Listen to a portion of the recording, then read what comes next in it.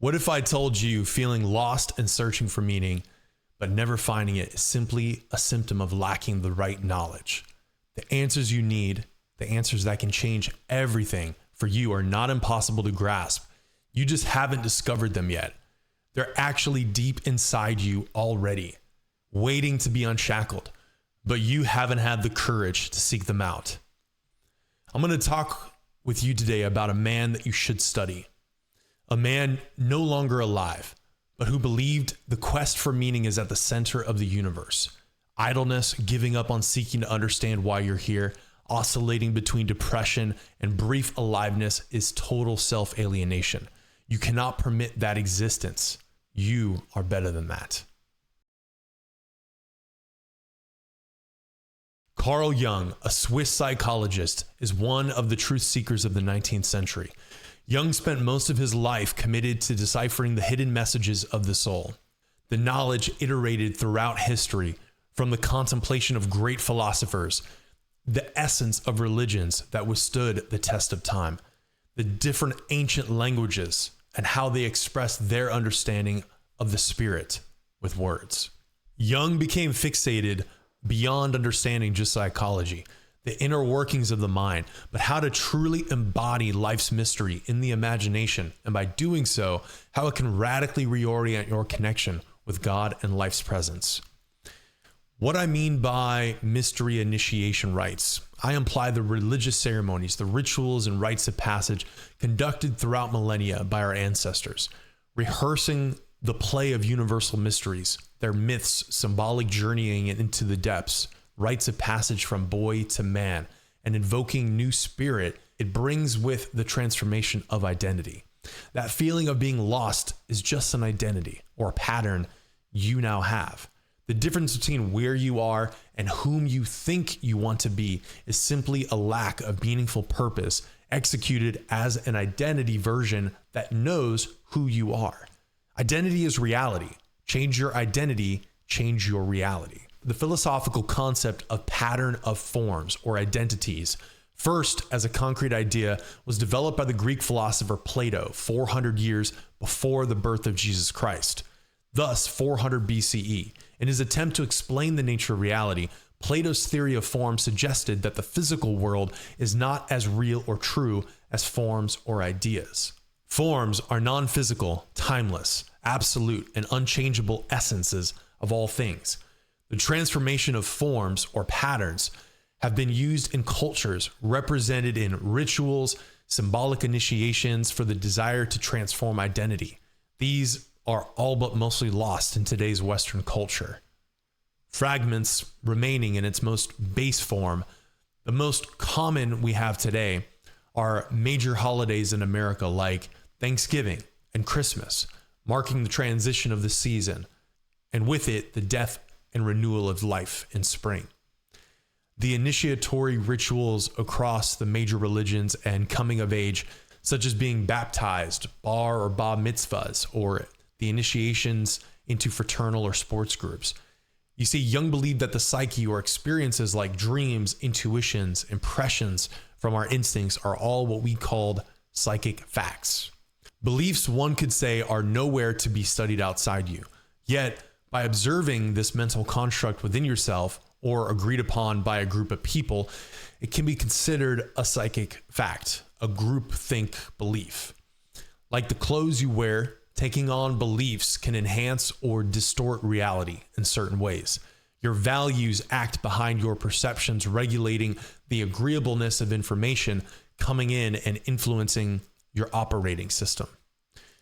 You interpret events through this filtered lens or preset rule system. The act of growing up, taking on lessons learned in school and outside through your social situations, all instruct the way you believe the world is, what's possible, and how you should act. Depending on where you're at in your development of self-awareness, these psychic facts deeply mold you and impress themselves upon your character, anchoring hard-learned lessons and perpetuating their existence through your senses. The psychic facts that you know and simply forgot, but still influence you are stored in the totality of yourself. You are limited, of course, because you can't remember every moment of your life. This is where you have surface awareness of what you ate last week for breakfast, or what you said to that person 2 months ago in an ordinary conversation. Your lack of recall beyond your conscious ability is only a fraction compared to what Jung explains represents the unconscious. The unconscious is vast in comparison. Jung also argues the unconscious is shared across time. Your personal unconscious is all that you have experienced in your life. Jung coined another term, the collective unconscious, which holds the contents of your ancestors' lives and the entire spectrum of shared human experiences across hundreds of thousands of years. The collective unconscious is the totality of human experience, our shared chamber of the best and darkest moments, patterns of identities. This expansive realm of possibilities includes your personal life narrative in relation to all else that's below your conscious awareness. By saying totality, there emerges across the lifetimes a reoccurring pattern, a theme, a story, a human drama that seems to be told over and over, one that is enchanting and viscerally familiar, replayed with life through you, its protagonist, the hero. Jung, during his life as a psychoanalyst, observed this across patients. He formulated this observation of reoccurring themes into what he calls the archetype. The archetype is a pattern, or rather a symbol of information passed down to be used as the psychic counterpart to instinct. The archetypes are simply a reoccurring theme, cyclical in a way that humans go through and experience during life and episodes. On their own volition, within your psyche, these archetypes influence you by shaping your thoughts, feelings, and behaviors. The archetypes are dynamic constellations of information that manifest in symbolic imagery to impress meaning to reorganize your experience. The universe or consciousness communicates through time to initiate change. If you've watched the movie Interstellar, it's like where Matthew McConaughey taps into the higher dimension of space, and to communicate back to his daughter Murph, he must use symbols as a language to communicate wisdom and information. Jung discovered these archetypes through decades of working with people as a psychotherapist, studying their mental changes through dream work, analysis of themselves, and the life stories revealed these consistent archetypes. The self, the totality of the psyche, conscious and unconscious. The goal of self-individuation, the unity of opposites, stillness or self-knowledge of being one. The shadow, the unconscious contents that develops as we mature, discarding aspects of ourselves not deemed worthy or self-denied, ideas, desires, or shortcomings. The anima, the unconscious feminine side in a man's personality. The animus, the unconscious masculine side in a female's personality. The persona, the social mask you wear or your individual system of adaptation to deal with the world. This represents the culmination of your habits, beliefs, and inner self-critic or ego as described by Eckhart Tolle in The Power of Now. The mother, the maternal aspect of the human psyche, associated with nurturing, protection, and fertility.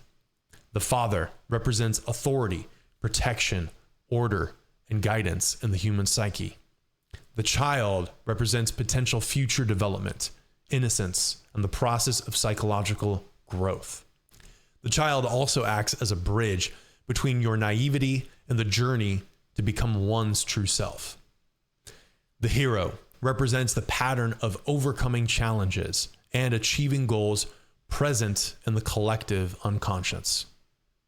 The trickster represents the collective shadow figure, a summation of all the inferior traits of character in individuals.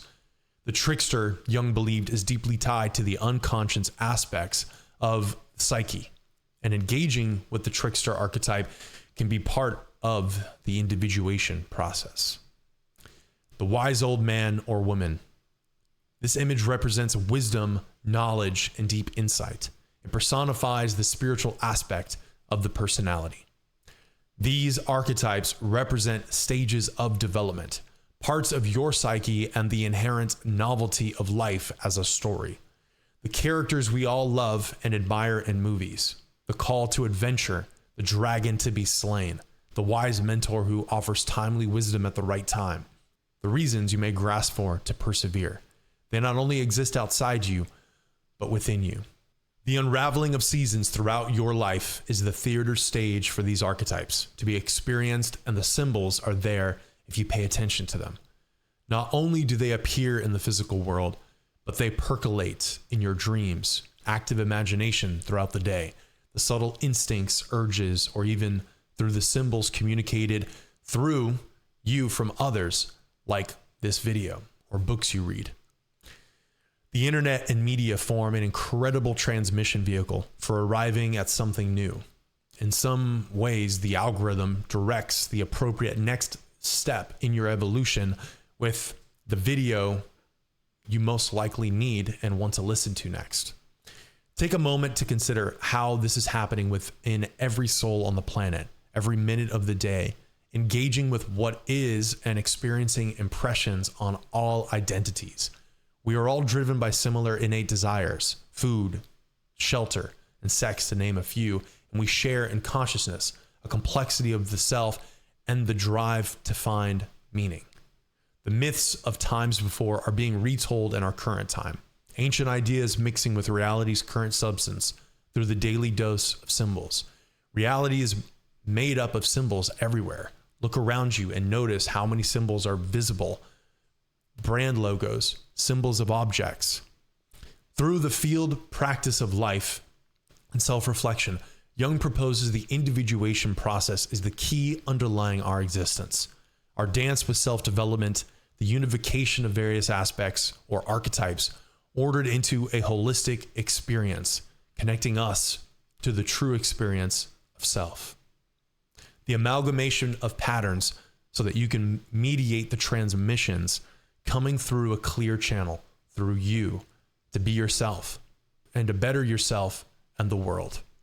In addition, Jung was a practicing therapist, and his form of analytical psychology was just this, aiding one in the process of their self-realization. The major themes of Jung's individuation process involved confronting the unconscious aspect of yourself through remembering your dreams for analysis and active imagination during conscious wakefulness to integrate the dark side and the anima for males and the animus for females.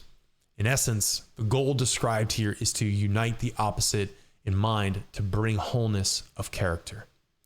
Looking at the mother archetype, for example, there's a positive side and a negative side. The positive side is loving, nurturing, protective. The negative side is possessive, devouring, overwhelming. To be the dynamo of self, it's unifying as above, so below. Acting in the power between these two poles, expressing them dynamically in unison. Looking at the father archetype, the positive side is wisdom, protection, benevolence, guidance. The negative side is authoritarian, controlling, oppressive, and rigid. Again, the greatest power in a spectrum lies in the middle between the two. It's similar to the analogy of knowing how to fight, being present in a room with complete knowledge of how to take somebody out, but you don't need to because you're at peace, yet capable. It's the meditation in your mind between chaos and order, left and right. The stillness Eckhart Tolle talks about, or the Tao Te Ching written by Lao Tzu, which describes the process of creation. The Tao gives birth to the one gives birth to the two give birth to the three give birth to the 10,000 things. It's the essence of balance that comes from the individuation process that clears the channel between your soul, body, and mind to act properly in the world. The ultimate aim is to become a more complete, coherent, and authentic individual. By integrating these aspects of your psyche, you become a psychological individual. You introduce space, holding two opposing thoughts at once. You generate the emergence of the third, separating the two, the positive and negative. Through this, you discover the innermost territory of your uniqueness, this goal of becoming a thorough individual that stands apart from the group, enables you to surrender the figurative mask you present to the world and to live heroically what's meaningful to you.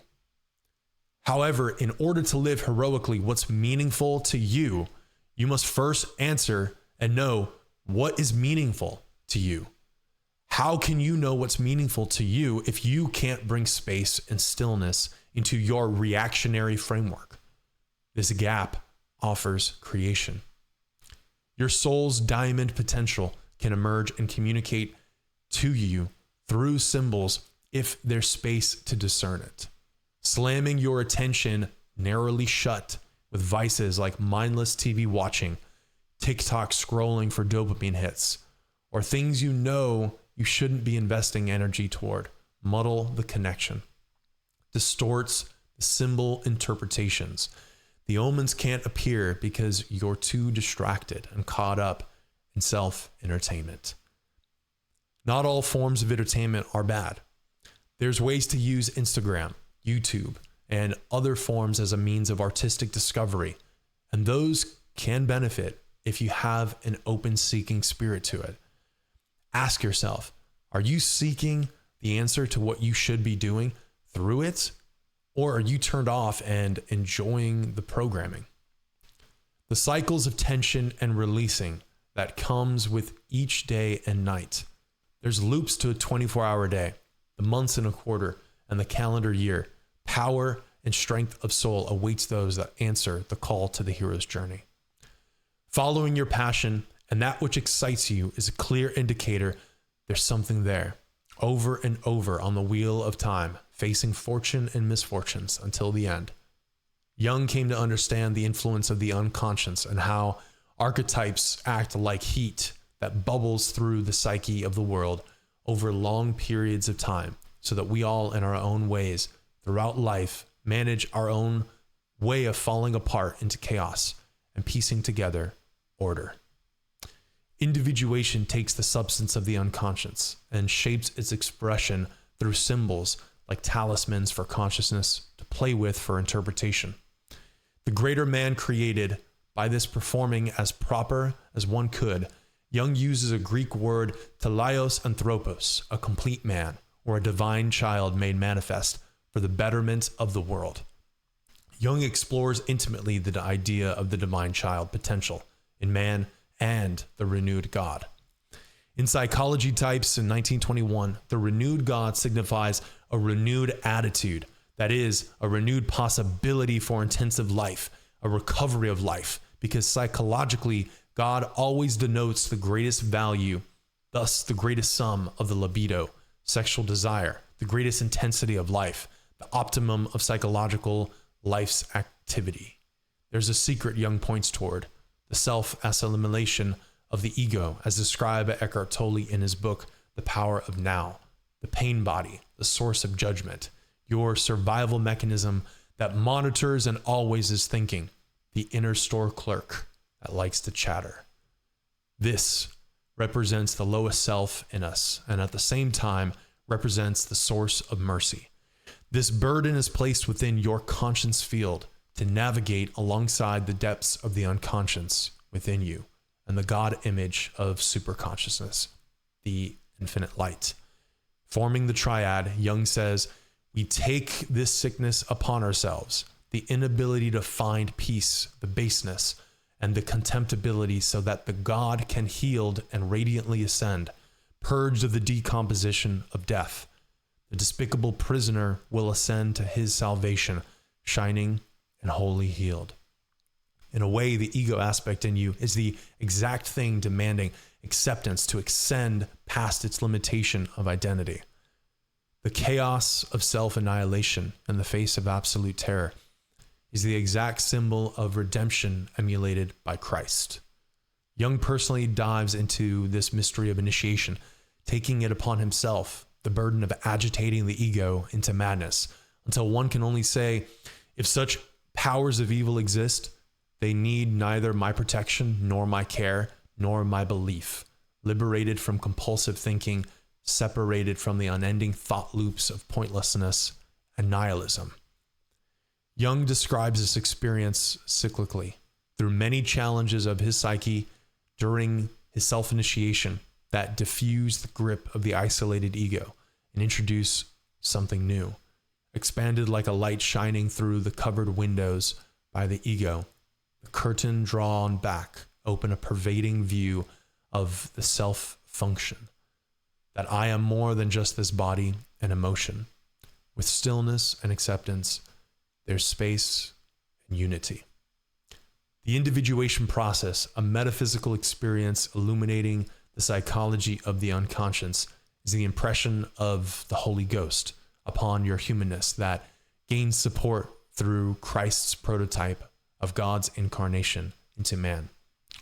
An idea that God alone in his omnipotence is not in a state of perpetual bliss, as the sum of unconscious contents is omniscience, and through his fullness, his infinite generation and oneness, there lies the other.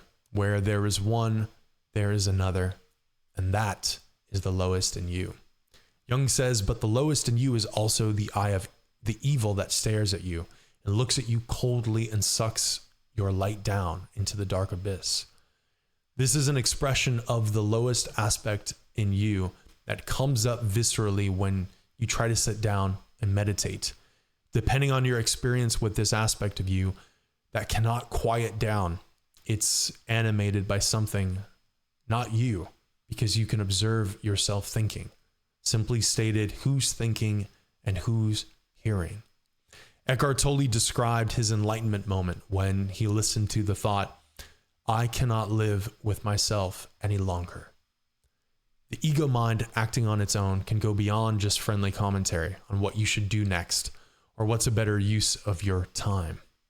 The ego mind can continuously attempt new approaches and techniques, which is something that personally got me stuck for years in my meditation practice. However, there's something even beyond that elementary use of distraction. The ego mind can stir itself into a frenzy and go essentially mad. It's what you see in schizophrenic people or the crazy folks living on the street that yelling out loud on the corner. If you all of a sudden started facing this extreme suffering, what would you do? Fight it? Damn it to hell? Jung, during his initiation, went deep and dark with what was hidden in depths of his unconscious and faced this standing in the face of total cell annihilation. However, the choice is yours, as was Jung's. Eckhart Tolle has this famous saying, what you resist persists. It's only when you accept that you go beyond. Jung says the exact same thing numerous times, and co-joined with this acceptance of self and circumstance is the feeling you've hopefully felt at some point in your life, the feeling of letting go. Then a certain space is followed. This space is what happened to Eckhart Tolle when he said, I cannot live with myself any longer. An observation of who is the I that cannot live with the self. It's this Jung talks about as the essence of Christ, the redeeming symbol of self that is placed by the extensions of man, represented by his fellow man that was forced to burden Christ with the cross and to be hung on it by arms stretched. It's the willingness that Jung led himself through the dark mysteries to merge himself, his whole identity, with this spiritual initiation led by Christ, and in doing so, go through his own crucifixion and self-acceptance. In the final moment, not my will, but thy will be done. The complete letting go and acceptance of what is. Being crucified on a cross, nailed hands to either side. Between two thieves is one powerful symbol to imagine absolute suffering. It's the madness potential of the ego mind driven to its extreme, to murder the innocents, and in doing so, redeeming God's spirit in man and the ascension of Christ. The ascension that Jung underwent through his psychological emulation of this divine drama and ritual context. Jung was a mystic martyr who took on his call to be the hero, opened the door to the underworld, and brought something back.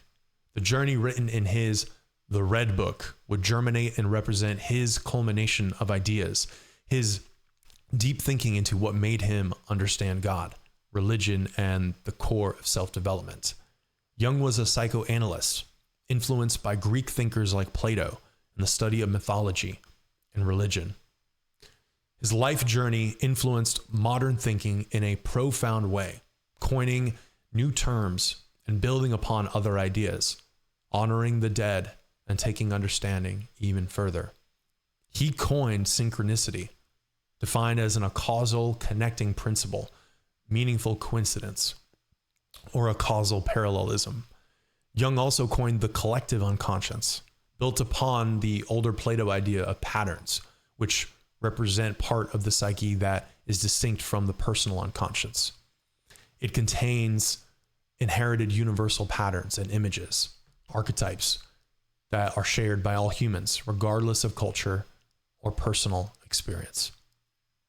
Jung built upon older references of becoming an individual, popularizing the individuation process, the process of integrating unconscious content into consciousness. As we've already talked about the coined archetypes, evolving older ideas of patterns into a unified psychological system, which we have today. He popularized the transcendent function, the reconciling third that emerges from the tension between opposites, which existed before him in mathematics, but not in a psychological system for spiritual growth. Jung directly quoted says, "The function is called transcendent because it facilitates the transition from one psychic condition to another by means of the mutual confrontation of opposites." Jung also developed the anima and the animus into psychological ideas which have Latin and Greek roots. The Greek word animos, meaning wind or breath, is related to both anima and animus. It's non-visible but life-generating force in our lives. Jung evolved the concepts of the self and the shadow in terms with specific psychological meanings within his analytical psychological framework, among the other archetypes, to form his theory of archetypes. These are just a few of the major ideas that Jung worked with and enhanced through his introspection and personal experiences. The gift of magic in a ritualistic context is a double-edged sword. On one hand, it can reveal the supreme understanding of reality. And on the other hand, it can drive you insane. With the ego mind in its rightful place, the sickness we take on can experience salvation. To live one's life truly is the aim, and through this, we must reconcile the opposing end of dying with the emergence of the magnificence of the here and now. According to Jung, Christ was raised to magnificence because he did not simply teach what was knowable and worth knowing, he lived it. Along the lines of self-development, you should strive for compartmentalizing within your being a renewing attitude and a connection with your soul. Take the olive branch, the middle way of balance. Find your hardships and shoulder your responsibility. What's the other option? Give up? Feel lost in dismal apathy? You're alive for a reason. Life isn't through with you yet. Whatever source of higher power you identify with, there is a symbol of redemption, which is a profound universal phenomenon that many people can understand. In the world of the West, Jung proposes the dynamic interplay between yourself and God is the causal potential for change. It's picking up where you left off.